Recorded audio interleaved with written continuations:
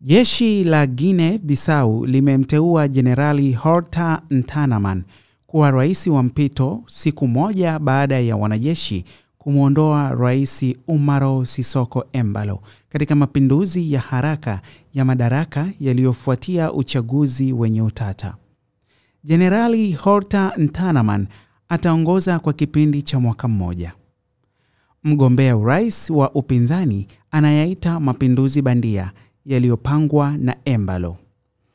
Jeshi limetangaza pia kuifunga mipaka yote ya nchi hiyo, kumtia mbaroni Rais Embalo na maafisa wengine pamoja na wanasiasa wa upinzani, ikiwa ni pamoja na Fernando Diaz na waziri mkuu wa zamani Domingos Simoes Pereira.